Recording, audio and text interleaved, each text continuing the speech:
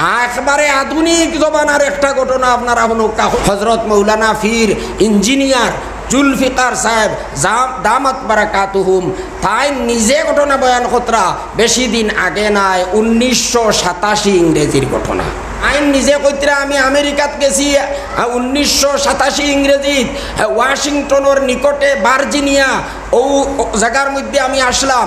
তখন আমার আমেরিকার মুসলমান হলে আইয়া কইলা বলে হুজুর আমরার দেশর সব ধর্মর মানুষে একলগে মিলিয়া থাকতে চায়, এর লাগি তারা সারাই মিলিয়া সর্বধর্ম সমন্বয় করবার লাগিয়া একটা ধর্মীয় সভার আয়োজন করেন।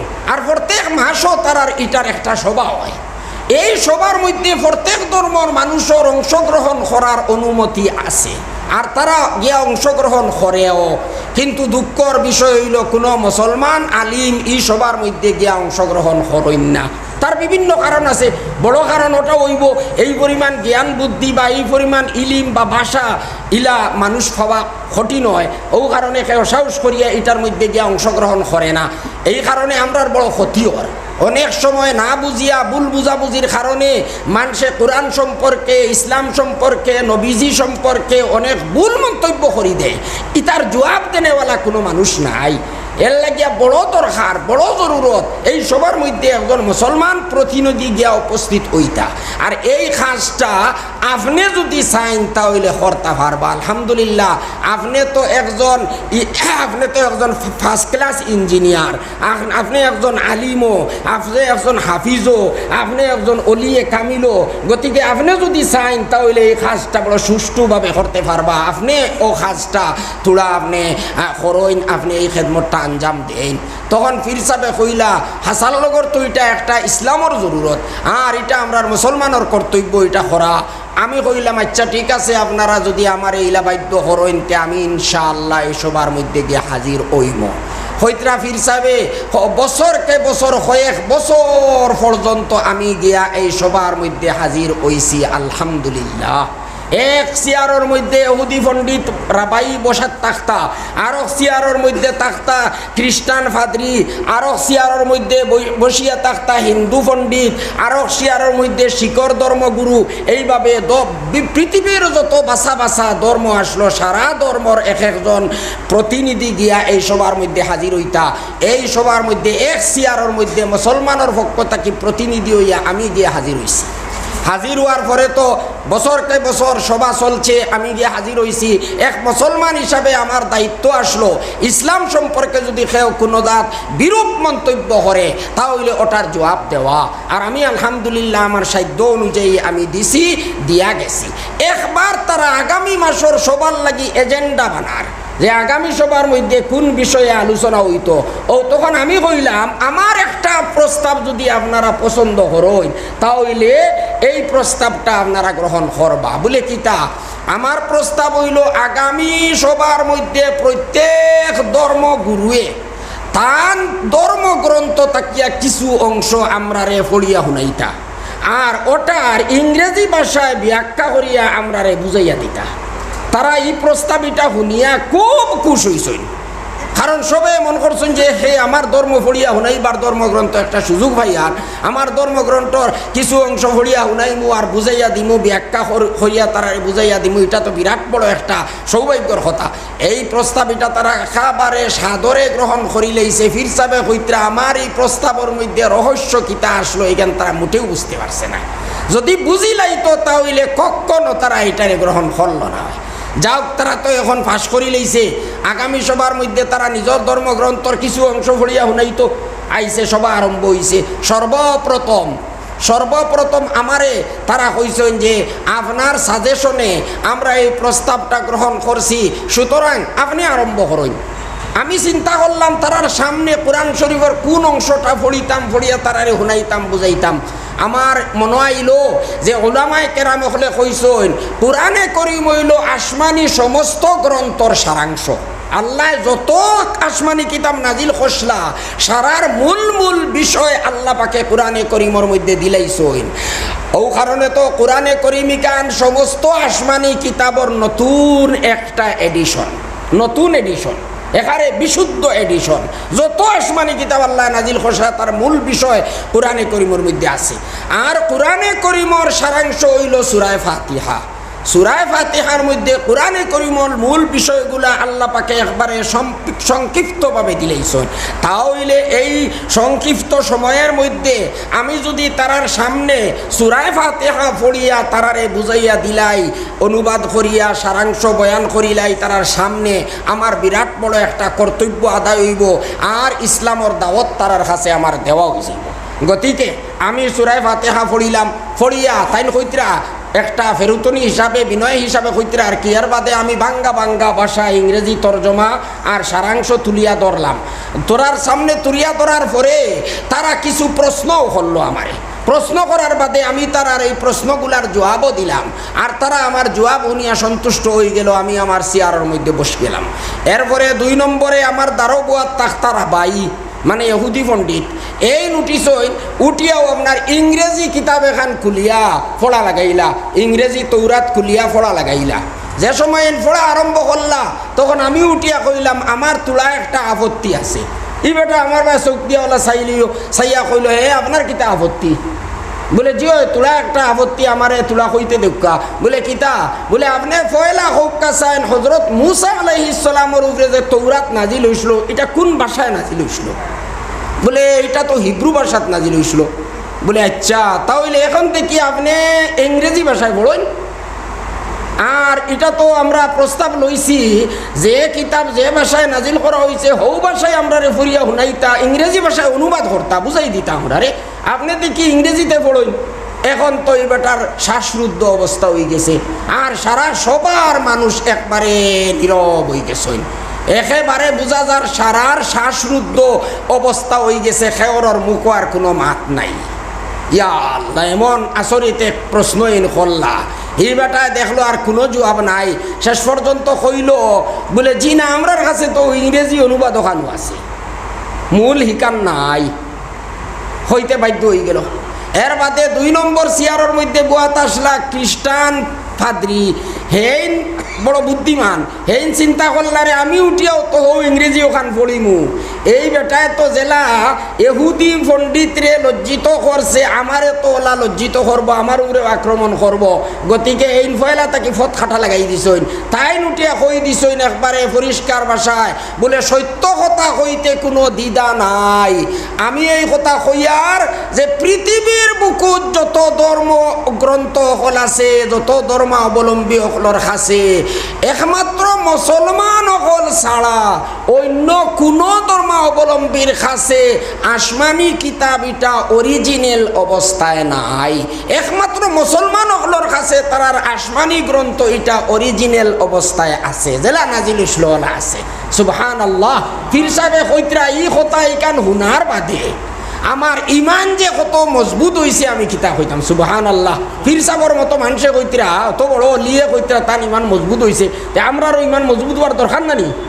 হ্যাঁ, তাই কইতরা আল্লাহ সারা দুনিয়ার যত ধর্ম হল আছে, সারা ধর্ম অবলম্বী হলর বড় বড় বাসা বাসা মানুষ প্রতিনিধি হলে সারায় এক বাক্যে স্বীকার হতরা, এক বন্দায় উঠিয়া খোর একমাত্র মুসলমান হলর কাছে আসমানি কিতাব অরিজিনাল অবস্থায় আছে, আর খেওরর কাছে অরিজিনাল অবস্থায় নাই, শুধুমাত্র অনুবাদ আছে, আর অনুবাদও নাই, তো বিকৃত অবস্থায় আছে। তে যাই হোক বেটা এখন মানিয়া নিছে।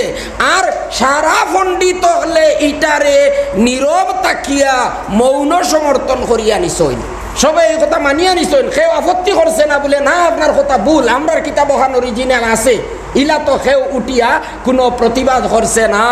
এর দ্বারা বোঝা গেল সারা দুনিয়ার যত ধর্মাবলম্বী হল আসইন সারাই কথা মানইন যে মুসলমান হলর কাছে যে ধর্মগ্রন্থ আছে এখান একেবারে অরিজিনাল ধর্মগ্রন্থ, অন্য কোনো ধর্মাবলম্বীর কাছে অরিজিনাল আসমানি কিতাব ধর্মগ্রন্থ নাই। তাহলে এখন দুনিয়ার বুদ্ধিজীবী হল বুদ্ধিমান হলর কাছে আমার একটা প্রশ্ন, এই প্রশ্নটা হইল আপনারা কোন কথার উপরে নির্ভর করিয়া আপনারা এই ধর্মগ্রন্থর উপরে ভিত্তি করিয়া যে ধর্ম আছে এই ধর্ম লইয়া আপনারা বই রইলা শান্তি হইয়া আর কিয়ামতর দিন গিয়ে আল্লাহর সামনে আপনারা হাজির হইতে লাগবো। আর আপনার তো ইচ্ছা হইল আপনারা স্বর্গ যাইতা বেহেশত যাইতা ওখান লইয়া মুক্তি পাইয়া ওলা নানি।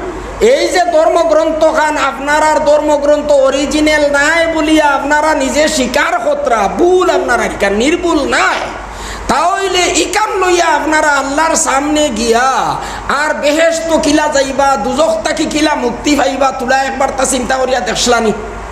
কারণ আমরা দেখি আর দুনিয়া তো আপনারা দেখছেন এনআরসির সময় আমরা রেকর্ডপত্র হলরে কত হলে পরীক্ষা করা হয়েছে, সামান্য একটু বানানো ভুল হইলে নামও ভুল হইলে ঠিকানাত ভুল হইলে কত হেরা শাস্তির শিকার হইতে লাগছে নানি আমরা।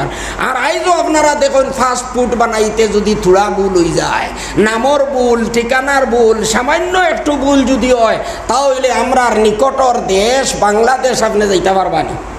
ইকান তো খাইল আমরার দেশের লগে আসলো, আইজও তারার ভাষায় আমরার ভাষায় মিল আছে। এই বাংলাদেশ ফাড়ি দিতে পারবানি একটা ফাস্টফুড লইয়া যেখানোর মধ্যে সামান্য একটু ভুল আছে, কোনো অফিসারে আপনারে দিবনি সুযোগ দিবনি না, আপনারে আরো দোষী সাব্যস্ত করিয়া জেলের মধ্যে বন্দি করবো বলে তোমার ফাস্টফুড একটা জাল ফাস্টফুড, গতিকে তুমি জাল ফাস্টফুড বানাইছো, এইভাবে আপনারে আরো দোষী সাব্যস্ত করব। তো এই সমস্ত বুদ্ধিমান হল বুদ্ধিজীবী হল যারা সামান্য একটু ভুল হইলে এক দেশ থেকে আরেক দেশে যাইতে দেয় না এই ফাস্টফুড লইয়া, তারা কোন কথার উপরে আশা করিয়া বই রইল যে কিয়ামতর দিন দুনিয়ার তো পুলিশ অফিসার ইটা তো অনেক সময় পয়সা খাইলেন এটার প্রমাণ আছে পত্র পত্রিকা মিডিয়া আমরা অনেক সময় শুনতে পাই। বাংলাদেশ থেকে আইসইন আমরা দেশে অনেক মানুষ হল, হ্যাঁ সিআরপি হলো আসইন আর আপনার যুব হলো আসেন বিএসএফ হলো আসইন, কত কড়া আপনার ইটা ভাড়া দিতরা নানি। যদি তারা হাসাল্লকর ভাড়া দিত তাহলে তো একজনও আইবার কোনো ক্ষমতা হইল না। যখন আইতরা অসংখ্য মানুষ আইতরা বাংলাদেশ থেকে আমরা ভারত আইতরা আইয়া আমরারে আইয়া ক্ষতিগ্রস্ত হতরা এরা আইয়া আমরার দেশ আমরার ক্ষতি কতরা এরারে সে সুযোগ দে ভারত আইবার লাগিয়া নিশ্চয় কিছু মানুষে টেকা লইয়া এরারে পার করি দিয়ে ওটা নানি এর তৈল তো ওটাও তে দুনিয়ার এরা তো পয়সা লইলায় আখেরাতের পুলিশ যারা দুজখ তাকিয়া আপনারে মুক্তি দিয়া বেহেশতের মধ্যে যাইবার পারমিশন দিতা হেরা পয়সা লইবানি, হেরা তো পয়সা লইতা নাই, আপনার কাছে তো কোনো পয়সাও থাকতো নাই।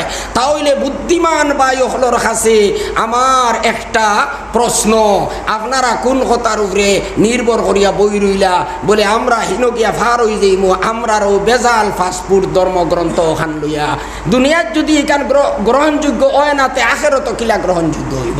কিন্তু আলহামদুলিল্লাহ আমরা তো একবারে আমরার তো কোনো জাত চিন্তা নাই, আমরা তো একবারে সব মুসলমান হল এই কথার উপরে আমরা একবারে পুরা নির্ভর করিয়া আছি যে আমরার ধর্মগ্রন্থ যেহেতু নিখুঁত আমরা সঠিক ধর্মের উপরে আছি, আমরা ভুল জায়গায় যাইতাম নাই। আমরা ইনশাআল্লাহ এখানে যদি 16 আনা ফলো করিয়া থাকি তাহলে বেহেশত যাইমু। একটা ট্রেন যাইতো আপনার দিল্লি, আপনি যাইতা মুম্বাই, আর আপনি ভুল করিয়া যদি আপনি দিল্লির ট্রেনে উঠিয়া বই যাইতে আপনার কি অবস্থা হইব? ইলা হয় না নি কোনো সময় ভুলবশত ইলা হয়, সময় নাই দুই একটা উদাহরণ দিলে আপনার আর মজা লাগলো হয়, কিন্তু এখন আমি উদাহরণ দিতাম পারতাম না। যাইতো বেটা আপনার মুম্বাই তার আপনার লামিসে আইয়া এক স্টেশনও লামিয়া শাহবাদ গেছে গিয়া, হ্যাঁ কি মানুষ আসলো শিখ ধর্মী মানুষ, হে শাহবাদ গেছে গিয়া যাইতো হে দিল্লিত, আর দিল্লিত যাইতো করি হ্যাঁ, আর ওখানেও আপনার মুম্বাইরও ট্রেন আছে দিল্লিরও ট্রেন আছে, হে যাইতো তো দিল্লির যাইতো এর লাগি দিল্লির ট্রেনও উঠিছে টিকেট করিয়া, আর স্টেশনও আইয়া চাহ খাইয়া ফিরিয়া গেছে গিয়া তার ট্রেন ওখান জায়গাত ফাইছি ফাইয়া উঠিয়া বই রয়েছে, সিটও খালি পাইছে ফাইয়া তো জায়গাত ঘুমাই গেছে। আর হালাকি ইতা বড় বড় স্টেশনের ট্রেন ইতা কতখান তাকে চিনা যায় না, এখান আর আরোখান যার এখান গেলে আরোখান ইয়া জায়গাত উবাইলে আপনি চিনু হইতা নাই আপনার ট্রেন নি না আরো কোন ট্রেন চিনবানি চিন্তা নাই। আর আসলে তার ট্রেন ইকান গেছে গিয়া, হে তো দিল্লি যাইতো আর মুম্বাইর ওখানে হে উঠিয়া বই রইছি, হে তো চাহ খাইয়া আইসে আইয়া সিটও খালি পাইছে সৌভাগ্যক্রমে ফাইয়া ওখানে তার ঘুমাই গেছে। এক ঘুম দিয়া উঠিয়া আখতা তার দ্বারও তার তলর সিট বা উপরের সিটর যে মানুষ আসলো হেরে জিকাইলো বলে আপনি কেন যাইতাই বলে আমি তো মুম্বাই যেতাম। এখন তো তার মাথা ঘুরে লইল, আরে আমি দিল্লির ট্রেনও উঠিলাম, দিল্লির যাইতাম করিয়া, আর এই হইন যাইতা মুম্বাই। এক ট্রেন একবারে দিল্লি তো যাইব কিলা আর মুম্বাই তো কিলা যাইব। এই বেটা আর এখান বুঝতে পারছে না। বাদে কইল রে ওই তো ভাই সাইন তো সায়েন্সে বড় মানে আনুক্কা আনুক্কা এক এক জিনিস আবিষ্কার হরের। ও হইল আচ্ছা দেখছইনি সায়েন্সর উন্নতি, বাপরে বিজ্ঞানের উন্নতি দেখছইনি। একই ট্রেনর তলর সিট যাইতো দিল্লি, তার উপরের সিট যাইতো মুম্বাই। ইলা ধারণা হলে তার এখানে একলগে মুম্বাই আর দিল্লি দোকান সবর করিলেই বনি করতো নাই। তে যাই হোক, ওলা আপনি যদি ভুলবশত কোনো অন্য জায়গার ট্রেনও উঠিয়া বই রইন, তাহলে মনের মধ্যে যে কত ডর আর কত পেরেশানি হইব নানি।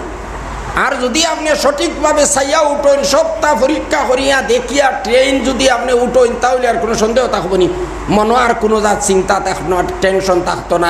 আপনি এসি টিকেট করিয়া বইছেন, এখন তো আপনার একবারে নিশ্চিন্তা মতে ঘুমাইতে থাকবা বলে আমি একবারে স্টেশনও গিয়ালে উঠিম, এর আগে আর উঠিতাম না, কোনো জাত অশান্তি পেরেশানি থাকতো না। এতে আমরা মুসলমানের অবস্থা বলা আলহামদুলিল্লাহ। আমরা এমন ট্রেনের মধ্যে বুয়াতাছি, এখানে যদি হাসার লগর সঠিকভাবে ফলো করিয়া যায়, আমরা এখানে বেশ পর্যন্ত আমরা লইয়া যাইব। উচিত হইল আমরা লাগি 16 আনার 16 আনা ফলো করতাম।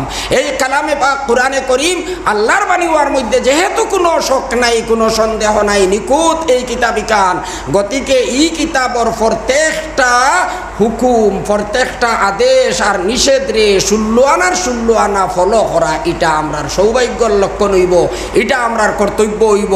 সুতরাং এই কালামে পাকর তিলাওয়াত থাকি আরম্ভ করিয়া, হিফজ করার থাকি আরম্ভ করিয়া, এই কোরআনে করিব বিধান রে মানা, এই প্রত্যেকটা আমরার লাগিয়া এটারে গুরুত্ব দেওয়া আমরার কর্তব্য।